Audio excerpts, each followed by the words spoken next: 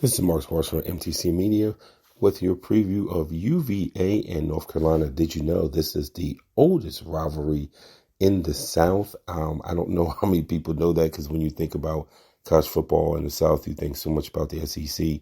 But this is actually the oldest rivalry in the South. Now, on paper, you say this should be a great quarterback matchup. You have Drake May for North Carolina. You have Brennan Armstrong for UVA, but obviously on the Tony Elliott, Brennan Armstrong, the offense does not revolve around him and his arm and his legs like it had in years past, and that shows on the offense as North Carolina is averaging 41.8 points a game, and UVA is averaging 16.9 as they're still trying to find balance in the offense at a 3-5 record.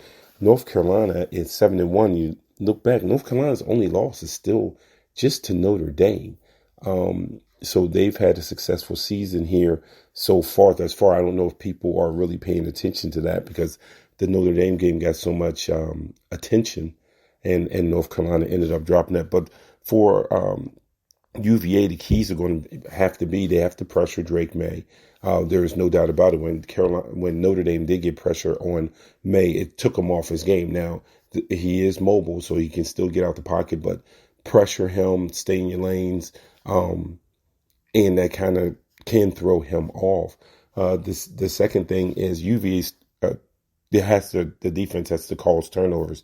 You've seen in games that they have been a turnover machine and has played well. That's the one thing you can say about UVA's defense this year, is it is much better than what it was last year. I don't even think that is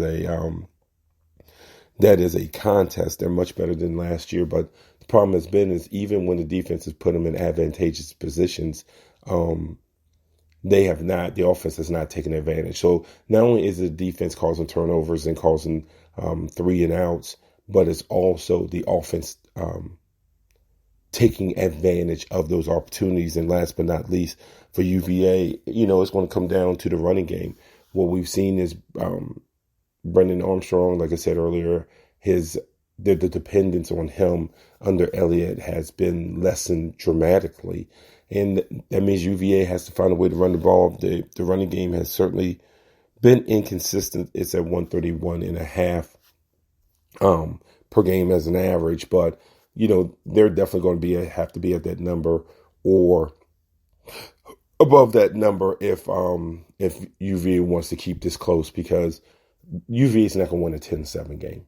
They're just not. So ball control is going to be one thing, and if it gets to be up and down the field, they're not going to win that either, because again, the offense is not built that way. And even last year, UVA did play North Carolina that way, and North Carolina beat them by 20. So I would think that Elliott's going to try to control the ball, try to reduce possessions, really run that clock down to minimize the possessions for North Carolina.